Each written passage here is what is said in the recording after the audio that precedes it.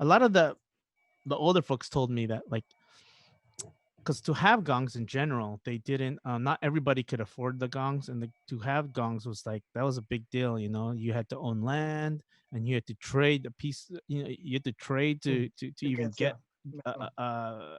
a gong, and a quality gong. You had to find a good, you know, unless you're one of the smiths and can make it. You know, but yeah, they said that a lot of the old folks, if there's a village in Ili that doesn't have one, they're either going to borrow somebody else's, but for practice or just playing in their ato, they just use rhythms on the body. They're just slapping the body, or slap using the hands, or they use the bamboo instruments. Mm. So yeah, I don't know if they came around, if the introduction of gongs came around the same time that they're innovating certain rhythm patterns, or they came after because they're like, because the sounding of the gongs is connected to like the prayers, like how they ring out. Uh, And usually, like, if you're playing something that's wooden, that's it doesn't ring out as much, so the preference was towards gongs because it could carry the prayers out to make the prayers move forward. mhm. And Uh, so yeah. I don't know. I don't. I wish that there was some kind of research on that, and maybe there is that I just don't know of yet. Unless doctor, that you've heard of. No, not about the. I learned all my gong stuff from you. Ah, And we will play again. We will play again. Okay. I but before you gave that talk, I had no idea that there were three separate rhythms going on. Oh, yeah. You know, Well, I figured out a way to kind of like share them in a way that people can kind of understand, because usually sometimes like the old folks is they're just, which is, some people can learn this way too. They just call out the sound, tuku, tuku, tuku, and but not everybody learns that way. So especially those who kind of grew up through Western background or Western education system, they learn differently. Is what I found, versus the more, I guess, almost the more natural way of just follow, and which is the way most of our like our parents and everybody and anybody before in the Philippines like usually has that kind of ability of just follow, just learn by watching, learn by listening, versus like a step by step approach or something like that. And I think that has a lot to do with the development of a certain part of the brain as you're growing. The I see. ability to learn by just following and just listening. And I'd say I maybe from playing guitar and stuff like that, I've learned that. But in terms of like watching my dad how to fix the car, what didn't help me at all. But it seems like that gong playing is not going to go away because a lot of people, a lot of young people know how to play the gongs now. Now, yeah, So yeah, that they're being taught. Yeah, yeah. There's a that newfound skill is going. pride. There's a Yeah, newfound pride amongst the people, and the arts, dance, and singing, and that's like the way that our culture is gonna maintain and carry forward from now. One of You the know, have you ever easiest gotten a yeah, the things. hold of? easiest way. Right. Have you ever gotten a hold of an old gong, Yeah. a 200-year-old gong? How do Oh, they sound? Oh, Do they sound the not same as that they old, but sound? heavy, very yeah, heavy. the oldest ones I played, which It'd be 100 years old now. yeah, probably be around 100 years old. Like, Uh-huh. they're heavy. Yeah, as Jay said, they're super heavy, and usually they have like a little bit of, they add a little bit of gold, and I don't know what it is with the Oh, resonance of gold. It's all about how they mix the different metals. Some of them uh-huh. have silver, some of them have a little bit of gold, but the old ones are super heavy. And compared to the ones now, um, like the ones now are actually quite good. You know, they have a good mixture from what I can tell. But the really good ones, depending on the style, if you're playing with the stick, like the nice heavy ones, like the old ones, you don't have to try. Like Yeah, even an amateur can just start playing, and it's like, oh wow, it sounds really good already from the start. They can articulate the sound really well. But Uh-huh. then like with the new gongs, they just don't have that quality. Probably because there's not gold in it. And it's probably the metal, because what the metal does is it holds the energy and it just resonates. The vibration resonates. It has so much more to travel through that it actually holds the energy, and it allows a much more controlled kind of thing, because you don't have to hit it hard at all. It's very light, and then you'll make this deeper sound. It makes a really deep sound. The only the other issue is that it's so heavy that you can't really play it that long. But the old men are so strong, it doesn't even matter. For us, it's heavy. For us, because we're weaker, actually. We're just physically weaker than those guys. But if you notice how they play, they will hold it. They will hold it up to their body, so that they don't stick it out like the way we do it. You stick it out. They just hold it to their body. Well, it depends. And that's probably how they would have played that thing for a while. But yeah, just the weight was significant. I remember that. And they're just easier to play. Yeah. Yeah. Oh, and the jawbone. Yeah, there's jawbone. You had one with the jawbone. Okay. Yeah, jawbone on the handle. Yeah. So it meant business. It was somebody along the way. So those old gongs are like the Stradivarius violin. You know they sound good, but you don't know how they did it. Yeah, that's a great comparison. You have to know the mixture of the metals, and obviously someone who's been crafting for a long time, they would know. But I don't know if they would easily give that out. Yeah, but they're fun to play with. I'll tell you that. They just sound so good, and especially if they have a pair, because usually when you're playing, you have the arwas is the call and response. So you need mainly two to create, at least where we're from in Mountain Province. You at least need the two to make that sound, boom, boom, boom, boom, which is like in modern music what they consider like a minor third. I don't know if I actually did that right interval, but it's usually about a minor third. And like if you could just have those two pairs, then it doesn't matter about everybody else. They can kind of just fit in. That carries the rhythm, huh?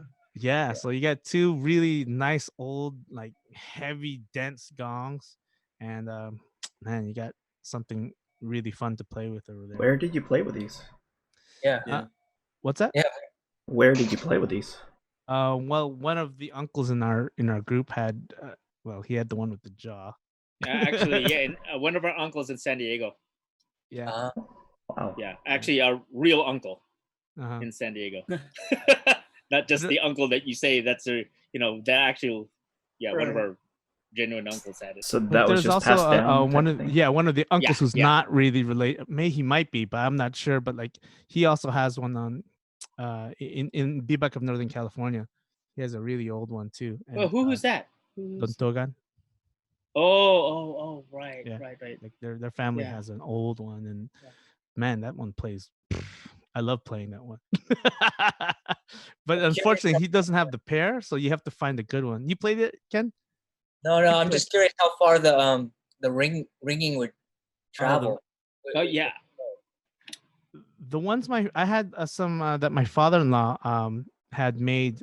It was like one of the last batch that was made by this master gong maker before he died, and we played those during my dawak, which is the wedding ritual in Baguio. We held it in Baguio in 2004, and man, we played that set all night. And the bass on those gongs was like boom. Like you can just it just rings, and you can I don't know, you can walk out a mile and you can hear it.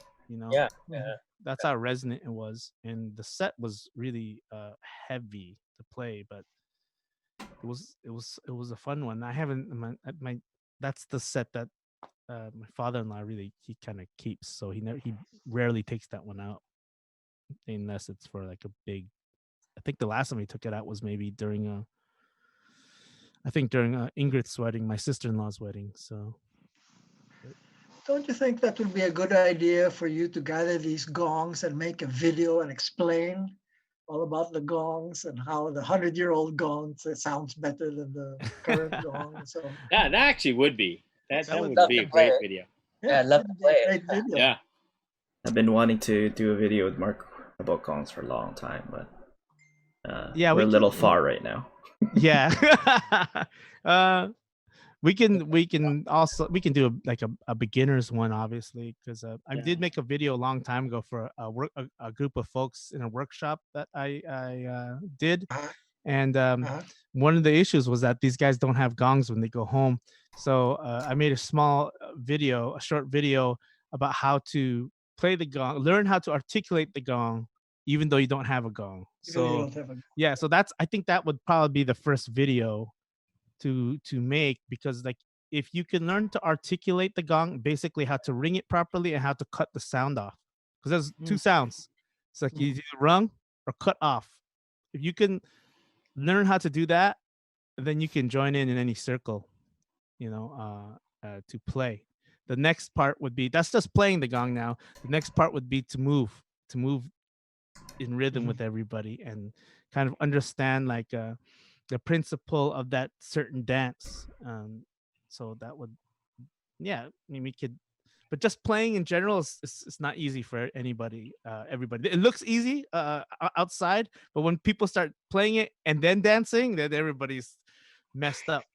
But you've got 3 different rhythms going at the same time, right? You Yeah, have to keep your rhythm and not, exactly, not because go they don't into know to listen to something theirs else. or to somebody else's, and then yeah, it's definitely a mindfulness practice. I'll tell you that. The Gansa playing. I always tell people this is actually this itself is a tool for mindfulness.